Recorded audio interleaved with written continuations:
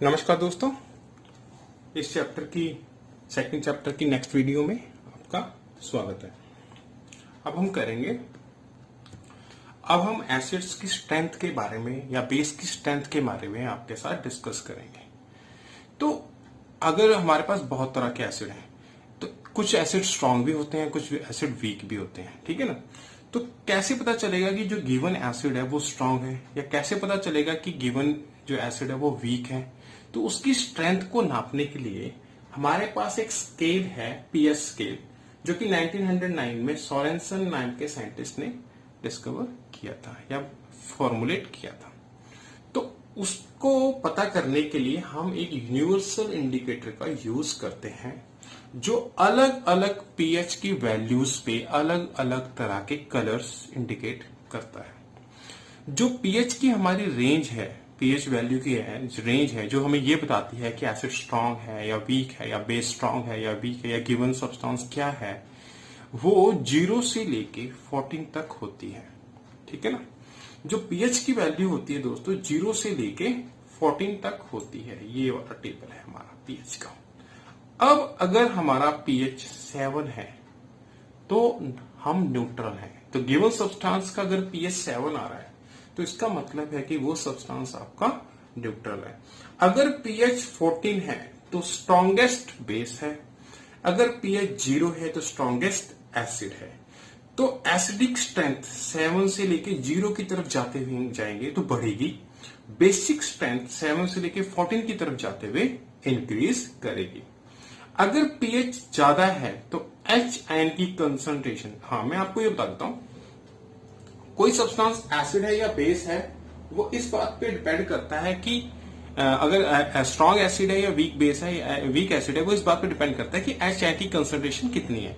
अगर H ion की concentration बहुत ज्यादा है तो वो स्ट्रॉन्ग एसिड की कैटेगरी में आता है। अगर एच आयन की कंसंट्रेशन बहुत ही कम है तो वो वीक एसिड की कैटेगरी में आता है। तो इसी तरीके से तो जो पीएच की वैल्यू अगर 14 है ना दोस्तों, तो इसका मतलब एच आयन की कंसंट्रेशन मिनिमम है। अगर पीएच की वैल्यू 0 है तो इसका मतलब एच आयन की कंसंट्रेशन मैक्सिमम है। इसी तरीके से OH आयन की कंसंट्रेशन 14 पे मैक्सिमम है, 0 पे मिनिमम है, और 7 पे मेरे दोस्तों H आयन और OH आयन की दोनों की कंसंट्रेशन इक्वल है, इसलिए वो न्यूट्रल होता है। क्लियर? आपको समझ में आया होगा ये।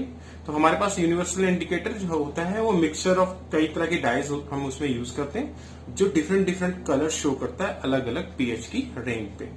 मतलब 7 पे उसका कलर कुछ और होगा, 0 पे कुछ और कलर होगा, 14 पे कलर कुछ और होगा। तो वहां से हम ये पता कर सकते हैं कि ये देखिए इस तरह से कलरफुल। अगर गैस्ट्रिक जूस जो होता है हमारे पेट में होता है उसका पीएच होता है 1। लेमन जूस पीएच, ये सारे एसिडिक हैं। 7 से नीचे नीचे एसिडिक, 7 से ऊपर ऊपर बेस।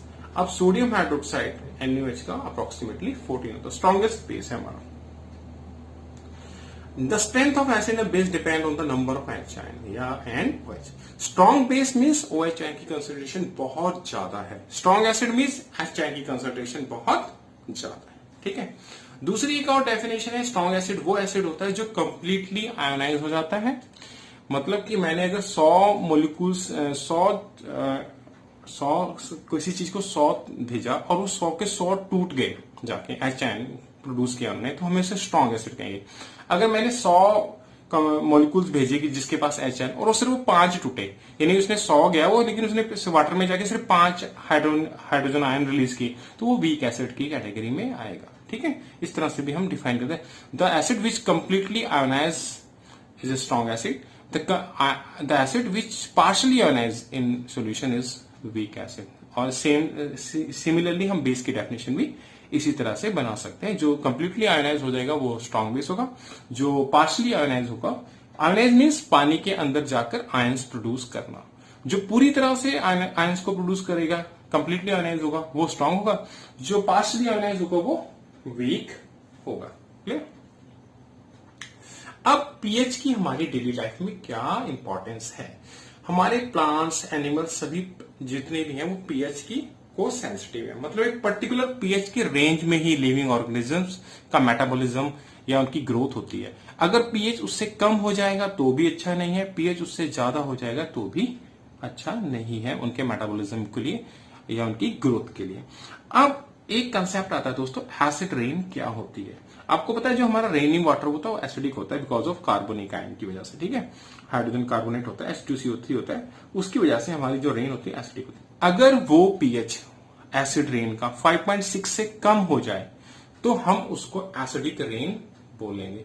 और एसिडिक रेन बहुत ही ज्यादा हार्मफुल होती है हमारे एनवायरमेंट के लिए और लिविंग ऑर्गेनिजम्स के लिए, क्योंकि अगर इतनी एसिडिक रेन हुई तो वो हमारे रिवर वाटर को पोल्यूट कर देगी, हमारी फील्ड्स को की सॉइल को खराब कर देगी, उसका पीएच का बैलेंस खराब कर देगी, जिससे प्लांट्स की ग्रोथ में और एनिमल्स की ग्रोथ में या फिश की ग्रोथ में डिफिकल्टी आती है, एक्वेटिक लाइफ को बहुत ज्यादा नुकसान होता है। सॉइल, अगर हमारी जो एक प्लांट्स की ग्रोथ के लिए जो हमारी सॉइल है उसका एक पर्टिकुलर पीएच होना चाहिए। अगर किसी वजह से सॉइल एसिडिक हो जाती है तो हम उसमें बेसिक सब्सटेंस ऐड करते हैं, अगर बेसिक हो जाती है तो उसको ऐसे मतलब एक पर्टिकुलर रेंज में ही पीएच होना चाहिए सॉइल का for the best growth of the plants. Digestive system भी हमारा पीएच सेंसिटिव है। अगर इंडाइजेशन हमें हो रही है, इंडाइजेशन मीन्स हमारा जो स्टमक है वो जरूरत से ज्यादा एसिड प्रोड्यूस कर रहा है, तो हमारे को इरिटेशन होगी और पेन होगा, तो उसको से हमें मुक्ति पाने के लिए, गेट रिड होने के लिए हमें एंट एसिड मीन्स एंटी एसिड्स की दवाइयां खानी पड़ती हैं या मेडिसिन लेनी पड़ती है। उसका उनमें से एक है हमारे पास मिल्क ऑफ मैग्नीशिया, ठीक है, और ये माइल्ड बेस होता है जो हमारे पेट की एसिडिटी को कम कर देता है और जिससे हमें रिलीफ मिलता है। हमारा टूथ डिके, अब हम रात में हमारे जो दांतों का डिके भी एसिड से ही रिलेटेड है। अब जब हम कुछ खाते हैं तो वो अगर हमारे दांतों में फंसा रह जाता है तो रात में क्या होगा, बैक्टीरिया उस पर एक्शन परफॉर्म करेंगे। जब बैक्टीरिया एक्शन परफॉर्म करेंगे तो जो टूथ एनेमल होती है, जो हार्डेस्ट सब्सटेंस है हमारी बॉडी का, उस पे 5.5 से अगर आपका पीएच कम हो गया, ठीक है, यानी 5.5 से कम होना मतलब, क्योंकि जो बैक्टीरिया है वो कुछ सॉल्यूशन प्रोड्यूस करेंगे, ठीक है, वो एसिड प्रोड्यूस करेंगे। अगर उस एसिड का पीएच 5.5 से कम हुआ तो वो हमारे एनिमल को कोरोड करना शुरू कर, कोरोड मीन्स उस पर कोरोजिव एक्शन होगा, उसको ईटन अप करना शुरू कर देंगे। ये बहुत ही स्लो प्रोसेस है, लेकिन धीरे धीरे धीरे धीरे जो आपका एनिमल है, प्रोटेक्टिव लेयर होती है जो हमारे दांत की, वो खत्म हो जाएगी और आपका दांत खराब हो जाएगा।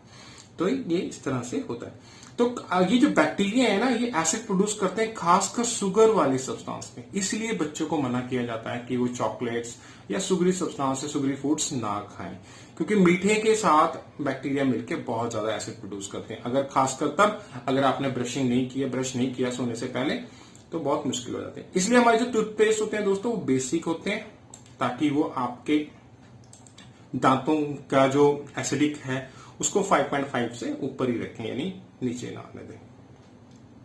सेल्फ डिफेंस, कई सारे एनिमल्स हैं, कई सारी चींटियां चूटियां हैं हमारे पास जो हमें काटती हैं, और जब हमें काटते तो खासकर मेथनोइक एसिड हमारी बॉडी में इंजेक्ट करते हैं, जिससे हमें एक बर्निंग पेन होता है, ठीक है ना। अगर किसी को काटा होगा तो उसको खुद एक्सपीरियंस होगा, वो बर्निंग पेन मेथनोइक एसिड की वजह से होता है। ऐसे ये प्लांट्स है दोस्तों, नेटल एक प्लांट होता है, उसके पत्तों में भी ऐसे काटने से होते हैं जो हमारी बॉडी में मेथनोइक एसिड इंजेक्ट करते हैं, जो कि पेनफुल होता है। और इसके अगर हमें इसका इलाज भी है, अगर किसी को मुक्की ने काट ले तो वो साबुन रगड़ ले, कोई बेसिक सब्सटेंस रगड़ ले, ताकि वो जो एसिडिक डंग की वजह से पेन हो रहा है वो बेस के साथ मिलकर न्यूट्रलाइज हो जाएगा और पेन में हमें रिलीफ मिलेगा। क्लियर? क्योंकि अगर एसिड से प्रॉब्लम होनी तो हमें बेस लगाना पड़ेगा अपने। ये अलग अलग तरह के एसिड जो हमारे सब्सटेंस में, जैसे मिल्क में, कर्ड में लैक्टिक एसिड मिलता है, ये आप यहाँ से पढ़ सकते हैं। अच्छा, ये क्वेश्चन में, चलो क्वेश्चंस ना मैं आपको साथ डिस्कस करूंगा जब इस चैप्टर के मैं पूरी की रिवीजन कराऊंगा, है ना, ठीक है। चलो कर ही लेते हैं, अभी हमारे पास वीडियो की लेंथ पड़ी है। You have two solutions A and B, the pH of solution A is 6, इसका मतलब ये एसिडिक है ना, क्योंकि 7 से कम होना मतलब एसिडिक, और अगर पीएच 8 है तो वो बेसिक है। क्लियर? ये आपको चार्ट से पता चल जाएगा, यहाँ पे जो ये चार्ट दे रखा है, 7 से कम एसिडिक, 7 से ज्यादा बेसिक। क्लियर? उसके बाद ये क्या कहता है दोस्तों, उसके बाद ये कहता है हाइड्रोजन आयन की कंसंट्रेशन किसमें ज्यादा होगी, जो एसिडिक होगा 6 में, जिसका पीएच 6 है, उसमें हाइड्रोजन आयन की कंसंट्रेशन, जो हाइड्रोजन आयन की कंसंट्रेशन है वो पीएच के दोस्तों इनवर्सली प्रोपोर्शनल है। अगर पीएच ज्यादा है तो हाइड्रोजन आयन की कंसंट्रेशन कम है, ध्यान रखना इस बात को। What effect does the concentration of HN have on the nature of the solution? अगर what effect does the concentration of HN की कंसंट्रेशन का नेचर ऑफ सॉल्यूशन पे क्या इफेक्ट आता है दोस्तों? HN की कंसंट्रेशन अगर ज्यादा होगी तो वो एसिडिक होगा, कम होगा तो वीक एसिड होगा, ठीक है। Do basic solution also have HN? बिल्कुल है, उनमें भी HN होती है पर कम होती है, OHN ज्यादा होती है। देखिए किसी भी सोल्यूशन में HN भी होती है और OHN भी होती है। एसिडिक सोल्यूशन में HN ज्यादा होती है, OHN कम होती है। बेसिक सोल्यूशन में OHN ज्यादा होती है और HN कम होती है। Clear? Under what soil condition do you think a farmer would treat the soil of his field with quicklime? Quicklime base होता है दोस्तों, स्लेट लाइम भी बेस होता है। ये हम तब ट्रीट करेगा फार्मर जब आपकी सॉइल ज्यादा जरूरत से ज्यादा एसिडिक हो जाएगी, या ठीक है। तो एक प्लांट की ग्रोथ के लिए किसी एक पर्टिकुलर रेंज है पीएच की, तो उसमें ही उसको रखना होगा। अगर एसिडिक हो जाएगी ज्यादा सॉइल तो उसको इन सब्सटेंसेस के साथ ट्रीट करना पड़ेगा ताकि उसको न्यूट्रल कर सके। कुछ और क्वेश्चंस भी डिस्कस कर लेते हैं इसमें आपके साथ। अच्छा, आप प्लीज दोस्तों कमेंट्स में आप मुझसे कोई भी क्वेश्चन पूछ सकते हैं, ठीक है ना। और फिर मैं उन क्वेश्चंस को जब इस चैप्टर को रिवाइज कराऊंगा तो डिस्कस कर सकता हूं। अब ऐसे तो मुझे पता नहीं चलेगा कि आपको क्या आ रहा है समझ में या क्या दिक्कत आ रही है ना, तो प्लीज वहां पे आप मुझसे पूछ सकते हैं। और इसको वीडियो को सब्सक्राइब करें और अपने दोस्तों के साथ भी उनको यहाँ शेयर। अच्छा, ये क्वेश्चन डिस्कस करते हैं। How is the concentration of hydroxide ion affected when excess base is dissolve? अगर आप किसी OH आयन की कंसंट्रेशन ज्यादा बेस डाल देंगे तो देखो जो बेस होता है उसके अंदर होता क्या दोस्तों? OH आयन होते हैं। अगर आप किसी सोल्यूशन में बेस डालेंगे तो OH आयन की कंसंट्रेशन बढ़ेगी, ठीक है ना। How is the concentration of hydronium ion affected when a solution of N acid is diluted? Dilute करने का मतलब होता है, जैसे मैंने एग्जांपल दिया था, चीनी आपने शरबत बनाया उसमें पानी डाला तो चीनी की कंसंट्रेशन कम हो जाएगी, मतलब चीनी फीका हो जाएगा। जो आपका जूस है फीका करना, मतलब डाइल्यूट करने का मतलब फीका करना। तो हाइड्रोनियम आयन की कंसंट्रेशन डिक्रीज होगी जब हम उसे डाइल्यूट करेंगे।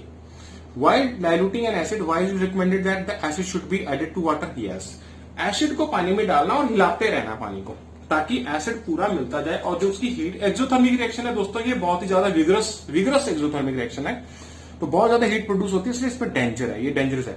इसलिए हमने हमेशा एसिड पानी में एसिड को डालना है, एसिड को पानी में नहीं डालना, मतलब पानी में धीरे धीरे करके एसिड डालना है, ठीक है। Acid should B, because this reaction is very dangerous, it is very highly exothermic reaction. Why does HCl gas does not change the colour of the try litmus paper?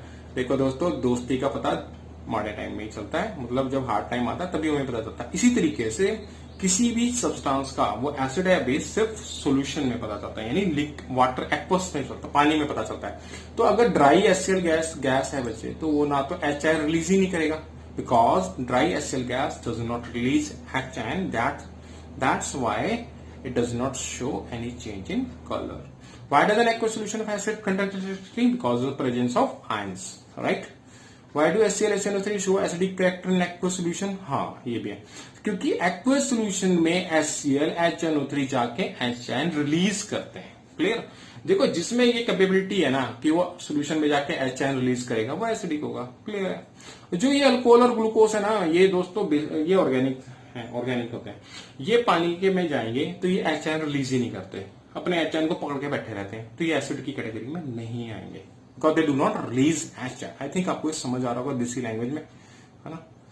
तो इस तरह से आपको थोड़ा आसान लगेगा और थोड़ा इंटरेस्टिंग लगेगा। मैं बुकिश की तरह नहीं पढ़ाना चाहता आपको, पर आपके मुझे कोई कमेंट्स नहीं मिल रहे जो मुझे थोड़ा परेशान कर रहे हैं, ये पता नहीं चल रहा। अच्छा, यहाँ what happens to an acid और बेस इन वाटर सॉल्यूशन? भाई पानी के अंदर ही पता चलता है कि वो एसिड है या बेस है। Do acid produce ion only in aqueous solution? Yes, क्योंकि पानी में ही जाके कोई भी एसिड अपने आयन से अलग होता है, स्प्लिट होता है, वैसे हवा में नहीं हो जाता स्प्लिट, ठीक है। बिल्कुल ये इसमें यही समझाया गया आपके। तो मैं इस वीडियो को खत्म करता हूँ। Thank you very much. Next part में हम अगला चैप्टर का टॉपिक करेंगे, और फिर जब ये पूरा चैप्टर खत्म हो जाएगा तो मैं सारे के सारे क्वेश्चन आंसर्स या फिर से एक बार इसको आपको रिवाइज करा दूंगा, क्विक रिवीजन करा दूंगा। थैंक्स अ लॉट वीडियो देखने के लिए। अगर आपको पसंद आए तो लाइक कीजिए, नहीं तो आप डिसलाइक भी कर सकते हैं। Thanks a lot.